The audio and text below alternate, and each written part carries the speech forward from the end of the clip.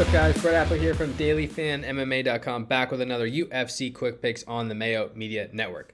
We have UFC Fight Night Luque versus Muhammad this week. 14 fights on the slate. I'm not going to lie, it's kind of a tough slate. A lot of these fights are pretty low level, and it's tough to really take stands one way or the other. But still going to give you my favorite cash game play, tournament play, salary play, and my fade of the week from a DraftKings perspective. Before I do that, make sure you subscribe to the channel. As always, like the video, really helps us out, and comment below who your favorite play is in the 9K range. There's a few interesting options. I'm going to give you a couple that interest me, but I'm curious who you are on in the 9K range. So make sure you jump on that. And without further ado, let's move on to my cash game play of the week, which is going to be Drakkar Klose at 9.4K. All right, I like Drakkar Klose this week in cash games at 9.4K. The 9K range is interesting, as I already mentioned. Klose, I feel, is probably the safest of the bunch. He's minus 700 to win, so the odds reflect that as well. And he's a pretty well-rounded fighter. Not particularly great anywhere, averaging 3.8 significant strikes per minute landed, 3.6 per minute absorbed, averaging 1.5 takedowns landed per 15 minutes, takedown defense around 68%. But he's fought, mostly good competition, coming off a loss to Beneil Dariush. Other than that, he's won 5 of his previous 6 fights. My only concerns with him, I'll mention 2 of them. The first one is that Klose isn't 100% healthy. He's still suffering from the effects of that shove at the weigh-ins against Jeremy Stephens like years ago, where Stephens, shoved him, it wrenched Klose backwards, and his neck is all screwed up. Like, he needs surgery on his neck. And he's talking about it this week, essentially saying, I'm not 100%. I never will be 100% again unless maybe I get surgery. It doesn't sound great. So I'm hesitant on Klose for that reason alone, but it's still a good matchup for him, and I tend to mostly ignore the noise, look at the skill for skill, and he's a better fighter than Brandon Jenkins, who is coming off a really, really poor loss to Rong Zhu, in which he was knocked down, beat up on the feet, taken down 6 times, and Jenkins is kind of just a scrapper. But unless he knocks Klose out, I don't really see him winning. I think Klose is a more technical striker, a more physical fighter, and definitely a better wrestler. Jenkins will be a little bit taller than him, but yeah, defending takedowns at 25%. I think Klose is fairly safe. He should be able to win this fight at range and in the clinch and on the ground, and I think there's a pretty good chance he wins inside the distance as well. Minus 105 to win inside the distance is a good mark. The reason I'm mentioning him in cash games as opposed to tournaments is because, Klose actually has never won inside the distance in the UFC. He has 5 wins. All 5 wins have come by decision. So him putting up, 120 points isn't necessarily a lock. I think he has multiple ways to score with striking, with grappling, with control. I think he's pretty safe to win, and the odds indicate that at minus 700.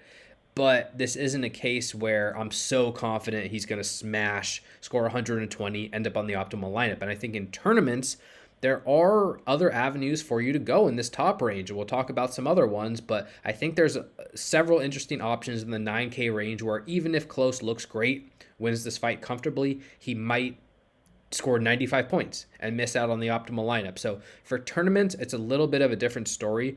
For cash games, I think you just roll with the safety. He's by far the safest fighter on the slate based on the betting odds, multiple ways to score, a very weak opponent, and a pretty good inside distance line as well. So it still does indicate that he has finishing upside, high upside from a DraftKings perspective.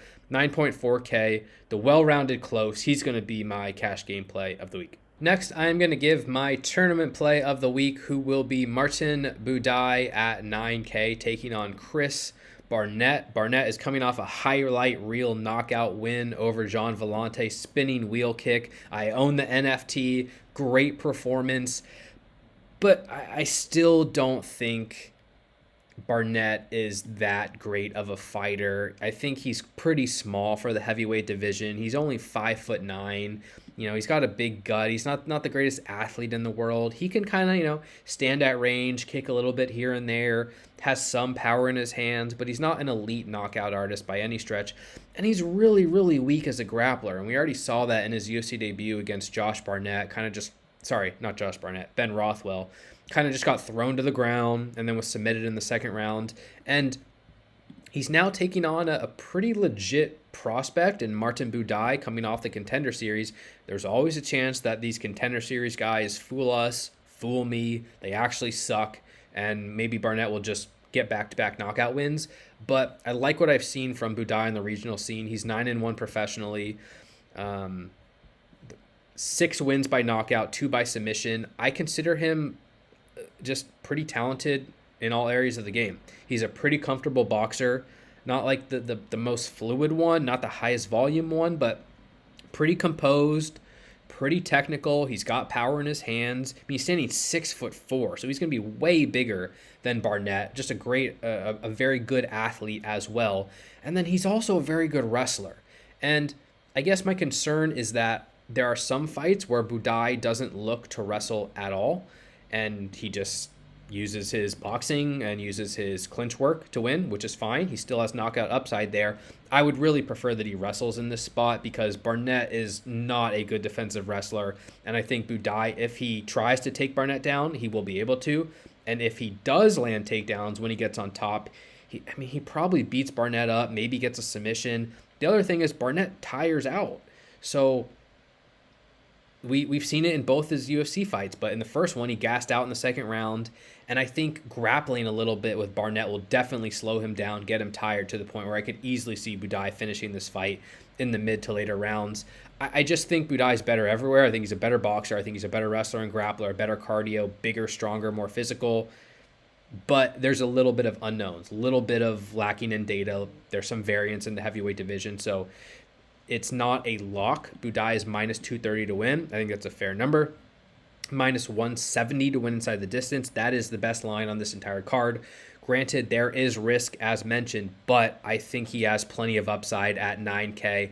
I'm willing to target Buday as my tournament play of the week. All right, next up, my salary play of the week. I'm going to give out Kevin Croom at 7.4K. And look, it's the opening prelim fight of the night. Neither of these guys, Croom or his opponent Oletang, are very good. So this is a risk. I'm not really confident in this at all, but I'll give you my reasons why. I mean, Oletang is the favorite here at minus 170, I believe. Croom's the underdog plus 150. But so Croom made his UFC debut at lightweight at 155 pounds, and he won. He submitted Roosevelt Roberts. And then he dropped down to 145 pounds, which suited him better. But he fought Alex Caceres, lost a pretty clear decision there. Then he fought Brian Kelleher, got out wrestled, lost a clear decision there. And now he's dropping in weight again to fight Oletang at bantamweight. And he is going to be considerably bigger than Oletang. And that doesn't mean everything, but Croom is going to be 6 inches taller and is going to have a 7-inch reach advantage. So that probably will help him out. Brian Kelleher's a good wrestler and grappler, a very good fighter, and Alex Caceres a total veteran. And losing to those guys at 145, it's not the worst thing in the world. Oletang is the worst fighter Croom has faced in the UFC, and Croom is going to have a significant size advantage, so that definitely piques my interest. The problem is Croom just isn't great anywhere. Like, he's an adequate striker at best. He outlanded Brian Kelleher at distance, which is pretty impressive. He's got a black belt in jiu-jitsu, but not a spectacular wrestler offensively or defensively, defending takedowns at 30%. Got stuffed on like 15 of 16 takedowns by Alex Caceres. However, Haile Oletang doesn't have a very well-rounded game either. He's averaging 2.75 significant strikes landed per minute, absorbing 5.1 per minute. So it's not as if this fight plays out in the feet, Oletang is super likely to win. I mean, Alateng has some power, but unless he wins by knockout, he's just not going to land that many strikes. And being at a massive height and reach disadvantage, it's hard for me to just easily predict him to win by knockout. He hasn't done it yet in the UFC.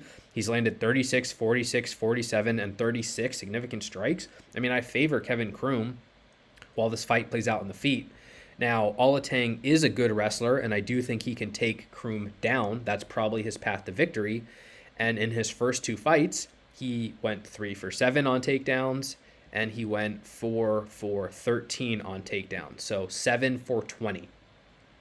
In his last 2 fights, which spans, 30 minutes of cage time, he went 0 for 1 and 0 for 0. So he's attempted 1 takedown in his last 30 minutes of cage time. And that may not mean he won't wrestle here. Like, I still expect Alateng to wrestle, but there's at least a chance that he doesn't, because he hasn't in the last 30 minutes. And so it's another reason why it's hard for me to be very comfortable in Alateng. And even if he does land takedowns, Croom's a black belt in jiu-jitsu. He just survived Brian Kelleher. I think he can threaten if necessary and maybe get back to his feet. And on the flip side, Alateng just gave up 3 takedowns himself. And I know Croom isn't a spectacular offensive wrestler, but again, he's got a black belt in jiu-jitsu. He attempted 16 takedowns against Alex Caceres. Hard for me to be confident, but there's at least another path to victory there for Croom. So just in terms of the pricing, 7.4K, I'm willing to take a chance on Croom. I'm not expecting much out of him. I'm not expecting a dominant win. He's plus 440 inside the distance. He doesn't rate out spectacularly well, but he does save you a lot of salary. There are some narrative-based reasons why he could have success here, and ultimately, Alateng just isn't a dominant fighter in any area of the game. I think this fight could be competitive for a while, and I think Croom has a chance to pull off the upset. So 7.4K, it's a risk, but he probably will be low-owned, and Croom will be my salary play of the week. And finally, my fade of the week, it's going to be Pannie Kianzad at 9.1K. And again, there's always risks with these fades. Just want to put that out there. I think Kianzad has a pretty distinct boxing advantage over Lena Landsberg. And if this fight just plays out purely at range, I think Kianzad might light her up. And we've already seen Landsberg get finished a couple times by strikes, by Aspen Ladd, by Cyborg. Granted, those were on the mat, I believe. But it's not impossible that Kianzad could defend takedowns, keep the fight upright, and knock Landsberg out. However, at 9.1K, I would rather take a chance on Budai. I'd rather play Sabatini. I'd rather play Bueno Silva. I'd rather play Jakar Close. There's going to be probably a couple big scores in that range. Kianzad falls very low on the priority list for me. And unless she wins by early knockout, I don't see her winning at all. I mean, she is... let's see, her inside distance, she's minus 410 to win this fight, which is crazy, but she's plus 370 inside the distance, which isn't a strong number. Landsberg actually beat her when the pair fought in 2012. I mean, I'm picking Kianzad to win this time, but Kianzad's coming off a loss to Raquel Pennington in which she was out-clinched, held against the cage, got taken down, and that's kind of the same sort of deal that Landsberg will look to. It's the same style that Landsberg will look to fight with. Pennington's a better fighter than Landsberg, but there's definitely a distinct chance that Landsberg can neutralize Kianzad enough in the early portion of the fight to just kill off any value for Kianzad. So at 9.1K, there's just not too many ways for Kianzad to score. I don't think she's a great option from a fantasy perspective, and at 9.1K, she's going to be my fade of the week. All right, guys, that's going to do it for this week's UFC Quick Picks. Thank you so much for the support. You can follow me on Twitter, @Appley, TTP, dailyfanmma.com for all your DraftKings breakdowns needs. Just posted a 90-minute podcast covering every single fight on the slate with my boy Chris.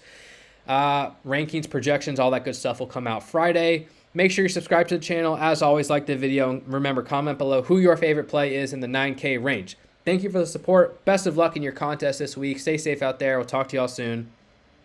Peace.